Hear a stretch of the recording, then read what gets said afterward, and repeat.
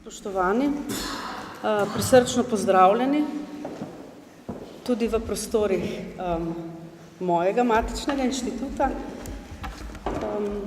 Hvala seveda organizatorjem za povabilo. Zame je nastopati pred nekoliko drugačno publiko, kot sem sicer vajena, velik izziv in tudi prebijati led pravzaprav ni najlažja naloga, ki ste mi jo zadali, pa vendar upam, da jo bom vsaj približno upravičila. Od 18. stoletja dalje so se razmerja med vojaki in civilisti spreminjala pod vplivom treh temeljnih dejavnikov, to je s politizacijo vojne, z industrializacijo in s tehnološkim razvojem ter njunim vplivom na oblike vojskovanja, kot tudi v prepletenem součinkovanju med napredujočimi vojaškimi conami in neposrednim bojnim zaledjem. Razsvetljenski misleci so sicer po eni strani iskali možnost, kako zaščititi civilisti pred nasiljem vojne, in sicer tako, da so jim dodelili na nek način status nebojevnika, non-combatant, v vojni, ker je bila vojna razumljena kot izključno meddržavna zadeva. Po drugi strani pa je prav nasprotno doktrina ljudske oblasti v času francoske revolucije vplivala dotlej neprimerljivo število civilistov. Politizacija vojne je seveda mnogoobrazen proces, ki jo moramo razpoznati v množični udeležbi v vojne, kot rečeno, od francoske revolucije dalje.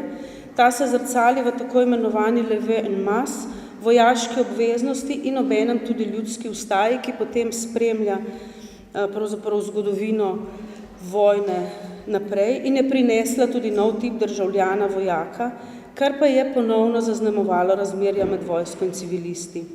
150 let razvoja tega instituta je privedlo do masovne mobilizacije vseh vojskujočih držav v Prvi svetovni vojni, tudi v Veliki Britaniji, ki se je dotlej kot edina ali zadnja branila tega instituta.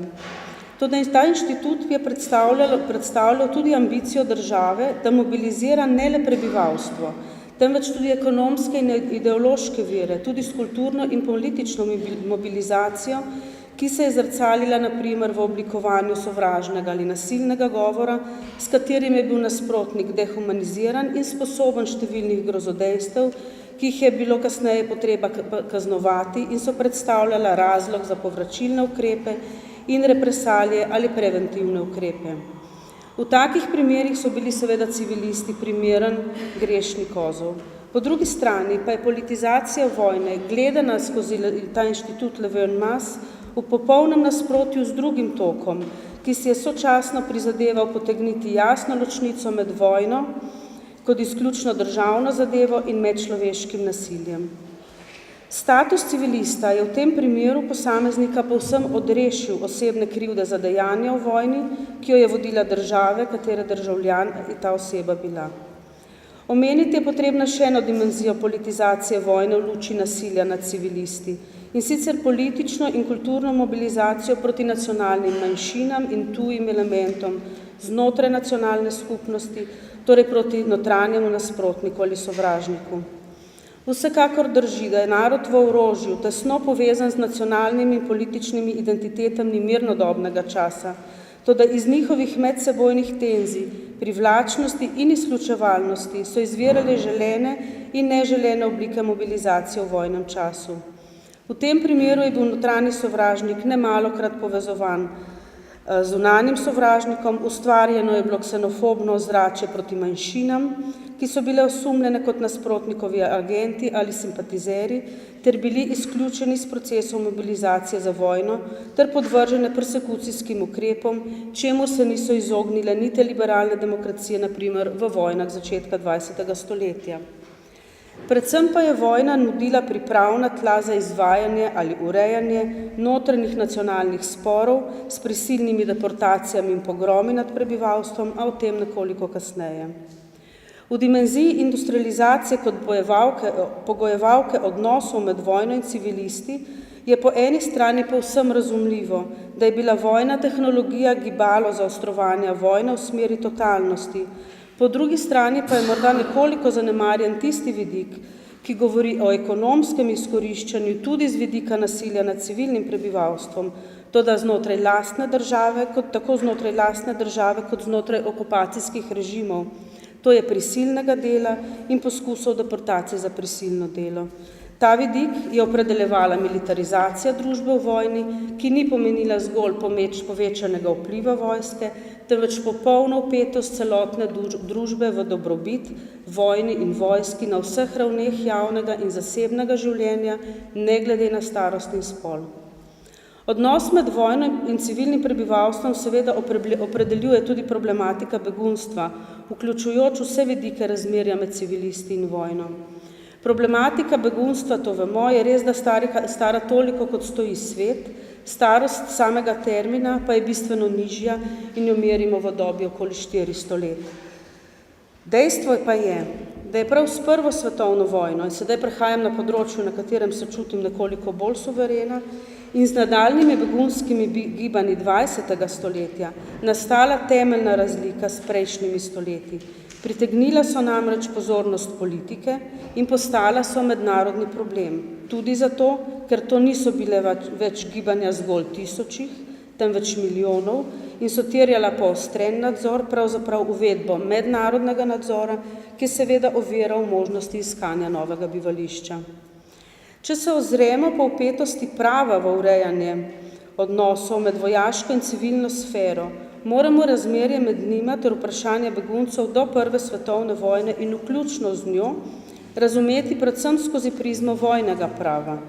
Begunci so bili sicer obravnavani, na primer v 19. stoletju, zakoni o azilu ali zakoni, ki so obravnavali tujce, vključno z zakoni o izročitvi tujcev. Prišlo je celo do meddržavnih sporazumov, toda v širšem mednarodnem okolju ni odločilne spremembe prinesla prva svetovna vojna, predvsem pa njen konec.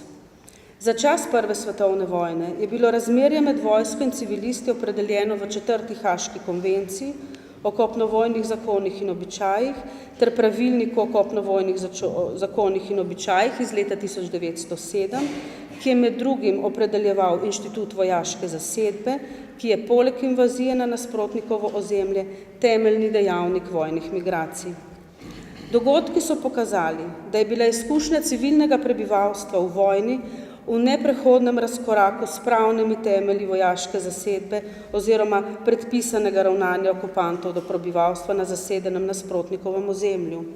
Bolj kot pravila vojnega prava se je tedaj udejanila ugotovitev profesor Rajsa, takrat predavatelja na Univerzi v Lozani, po današnjih merilih forenzičnega strokovnjaka, ki je na prošnjo srbske vlade raziskal zločine avstro-ogrske vojske nad civilnim prebivalstvom med prvo okupacijo Srbije in jih zapisal v posebnem poročilu. Rajs je namreč zapisal, še nikoli doslej ni bil nek vojaški spopad tako nasilen in krut kot sedanja svetovna vojna. Pravzaprav se je ena od vojskujočih strani, nezadovoljna z bojevanjem sovražnikovo vojsko, odločila, da uporabi vsa razpoložljiva sredstva za ustrahovanje nasprotnikovega civilnega prebivalstva, ki bi ga morali ščititi zakoni in konvencije. Toda potreba, pravi Rajs, ne pozna zakonov. Svetovna vojna 1418 je sprožila vrsto migracijskih gibanj prebivalstva in milijone beguncev. Predvsem za vzhodno in jugovzhodno Evropo v vojni se je ustvaril vtis, da so bile vojske in civilno prebivalstvo ves čas v gibanju, ali kot je zapisal Eugene Kulišar, je bila Evropa ves čas v gibanju, Europe on the move, kar je postalo nekakšno geslo med raziskovalci begunske problematike prve svetovne vojne. Govorim seveda o zgodovinarjih. Z veliko vojno se je začela doba, ko je na eni strani država se je potrdila kot, citiram, izredno močan stroj, ki je optimalno organiziran za sejanje smrti in uničenja, po drugi strani pa so tedaj politično-vojaški motivi moderne evropske države oblikovali tudi pogoje, ki so sprožile ogromne tokove pregnancev ter vojno sistematično premaknila nad civilno prebivalstvo. Temu je botrovalo spoznanje, da nobena vojaška odločitev na bojnem polju ne bo dokončna vse dotlej, dokler bo družba sposobna vzdržati in proizvajati, kar je civilno prebivalstvo izpostavljalo silnim in naraščajočim pritiskom. Čeprav je v javnosti, tako strokovni kot laični, še danes utrjeno prepričanje, da so deportacije civilnega prebivalstva, prisilno delo, izkoriščevalsko in birokratsko izpiljeni okupacijski režimi, internacijska taborišča in seveda genocid, inovacije druge svetovne vojne, so ključne strukturne novosti, ki so dominirale izkušnjo civilistov v vojne, bile vendarle upeljane med Prvo svetovno vojno, ko so se udejanili tudi procesi totalizacije vojnega stroja. Čeravno se za čas Prve svetovne vojne uporablja ločitev med domačo home front in bojujočo fronto kot dvema ločenima svetovoma, pa so procesi totalizacije vojne to ločnico začeli brisati in je home front v nekaterih primerih postala celo cona največje nevarnosti. Begunska problematika je bila tedaj novost za bojujoče države in vojaške oblasti, poudarjam vojaške, so se morali namreč soočiti s povsem novim vidikom vojne. Poskrbeti bilo potrebno za bivanje, oskrbo begunskega prebivalstva, ki je bila spričo sestave potrebna drugačnega in bolj kompleksnega pristopa. Gre za ženske, otroke in ostarele. To je neka bistvena razlika, ki jo lahko opažamo z begunskim prebivalstvom današnjima. Gre torej za vprašanje statusa, ki je svojo rešitev dobilo šele v letih po vojni. Vsekakor velja omeniti, da je bil obseg begunske problematike v Prvi svetovni vojni tolikšen, da je direktor Urada za civilne zadeve pri Rdečem križu Homer Folks leta 1920 zapisal, da so bili, citiram, begunci povsod po Evropi. 5 let je kazalo, kot da morajo skoraj vsi nekam oditi, ali pa so čakali na svoj odhod, medtem pa so živeli v zasilnih razmerah. Begunsko problematiko je sprožil prvi stik napredujoče vojske s civilnim prebivalstvom ter posledično vojaško okupacijo. Čas invazije so v vseh primerih na vseh evropskih bojiščih zaznamovali isti dejavniki. Pokoli, uničenja, posilstva, sledile so prostovoljne ali bolj ali manj prostovoljne izselitve in nasilni izgoni civilnega prebivalstva ter končna vojaška zasedba, ki je praviloma odražala tudi vojaško-politične načrte okupantske države z zasedenimi ozemlji. Začetnemu predoru in valu nasilja so sledili novi ukrepi, ki jih moramo razpoznati, kot rečeno, v pregonu civilnega prebivalstva. Nekatere države so preventivno že nekako delovale že preventivno in prehitele začeten prodor na nasprotnikove vojske. Podobe izgnanega prebivalstva so prevzemale biblični jezik in prispodobe, ki so izrazile usodnost in katastrofičnost. Begunska problematika je bila označena kot državna tragedija ali družbena katastrofa. Evakuacije, izgoni, umiki so opisani kot vodni valovi, brezmejni oceani, v katerih begunci niso mogli najti smeri. Opisani so bili kot plazovi ali vulkanska lava, poplava, ki ruši bregove in rodovitno zemlje spreminjajo v polja po pohodu kobilic. Vse je simboliziralo kaos in uničenje. Srbski umik preko Albanije se je dogajal v kraljestvu bibličnega, o njem še danes pišejo kot Argamedonu ali srbski Golgoti. Slednje upodobitve so močno zaznamovale tudi spomin na ta dogajanje, ki ga je skrbno negovala in ga še neguje diaspora, tako armenska kot tudi srbska. Po drugi strani pa je takšno opisovanje napeljevalo tudi k ideji, da begunci pripadajo svetu nereda, saj so izgubili nadzor nad lastnim življenjem.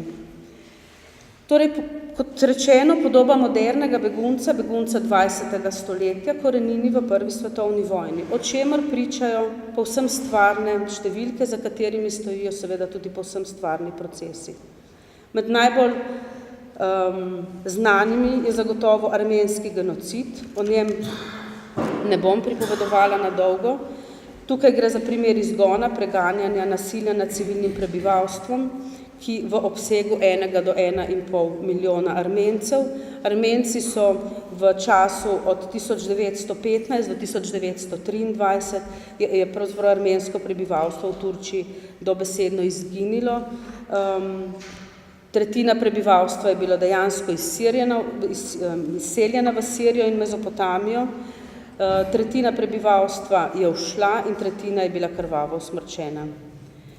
Iz Belgije je med oktobrom in decembrom leta 1914 zbežalo 1,5 milijona ljudi, kar je predstavljalo šestino tedanjega prebivalstva. Usmerili so se proti Antwerpnu in Ostendu, iz pristanišča Le Havre so mnogi odpluli na britanski otok. Mednarodni dogovori o sprejemanju in preskrbi beguncev so bili tedaj povsem nesistematični in improvizirani. V Veliki Britaniji je organizacija pomoči beguncev prišla v zasebne roke, k zasebnim odborom, ki so nastali iz skupin, ki so sprejele begunce o prihodu na otok. Vojna je, kot pravijo, spremenila tradicionalne koncepte filantropije in omogočila vznik novega poklica. Iz 10 francoskih departmajev, ki jih je okupirala nemška vojska, je odšlo 2,7 milijona prebivalcev, kar Francozi označujejo kot največje gibanje prebivalstva v francoski zgodovini. In čeprav so predvsem v zahodnoevropskem zgodovinopisju najbolj raziskani in poznani z izjemo armenskega genocida izgoni na tako imenovani zahodni fronti, pa moramo ugotoviti, da so bili številčno bistveno bolj obsežni premiki prebivalstva na vzhodni in balkanski fronti. Tako je med invazijo ruske armade v Prusijo poleti in jeseni 1914 svoje domove zapustilo 870,000 ljudi ali 40% prebivalstva, ki so se zatekli v Nemčijo, pred njenim prodorom v Galicijo pa je bežalo 100,000 civilistov. Ruska invazija in nagli umik sta sprožila roparske pohode in zajetja civilnega prebivalstva in to ne samo moških, kar je bilo z vojnim pravom izrecno prepovedano. In ker se pač ti niso uspeli umakniti pred vojaškimi spopadi. Dejanske biblične dimenzije moramo pripisati izselitvam prebivalstva na zahodnih mejah ruskega carstva. Po presoji Eugena Kulišerja je bila izselitev prebivalstva v 2 letih tolikšna kot migracije proti Sibiriji v 30 preteklih letih. V notranjosti Rusije so v maju 1916 prešteli 4 milijone beguncev. V naslednjem letu je njihovo število naraslo še za 2 milijona. Leto revolucije je dodatno razgibalo migracijske tokove. Tako ocenjujejo, da so prisilna in prostovoljna migracijska gibanja proti ruskemu vzhodu zajela od 5 do 10 milijonov ljudi. Po prodoru nemške vojske na vzhodni fronti v letu 1915 na Baltik so migracijski tokovi dosegli izjemne dimenzije. 1,3 milijona prebivalcev od prvotnih 4,2 je zapustilo domove, pri čemer je Kurlandija izgubila 54% prebivalstva. Litva 26, Vilna 46. Na izjemno prostranem osvobojenem ozemlju, govorimo o 160,000 kvadratnih kilometrih, je nemška vojska s tako imenovano Verkehrspolitik, modernim in učinkovitim sistemom nadzora nad vsakršnim gibanjem in komuniciranjem vzpostavila svojevrsten in učinkovit sistem uprave. Na balkanskem bojišču se zopet govorimo o 100,000 preseljenih prebivalcev. Zahodnoevropsko zgodovinopisje ocenjuje, da je med ujetniki in civilnim prebivalstvom jeseni in pozimi 1915, govorimo o Srbiji, umrlo 650,000 prebivalcev Kraljevine Srbije, 15% prebivalstva. V umiku preko Albanije je umrlo 200,000 ljudi, 155,000, od tega 85,000 vojakov, je umik preživelo in so bili evakuirani na krv. Po nemški zasedbi Bukarešte je mesto zapustilo 300,000 prebivalcev. In če se zdaj nekoliko pogledamo še v našo begunsko zgodovino. Izbruh vojne med Italijo in Avstro-Ogrsko je povzročil, kot smo rekli, razvejeno migracijsko gibanje prebivalstva ob tako imenovani jugozahodni fronti oziroma fronti med Italijo in Avstro-Ogrsko. Izseljeno je bilo slovensko, furlansko in tridentinsko prebivalstvo, tisto iz desne strani fronte je bilo preseljeno v Italijo, ono, ki je ostalo na avstro-ogrski strani, je bilo preseljeno v avstro-ogrsko. Govorimo o 100 do 115 tisoč slovenskih beguncev, od tega jih je zadnjih 15 tisoč bilo izseljenih v Italijo, ostali so bili izseljeni v avstro-ogrsko.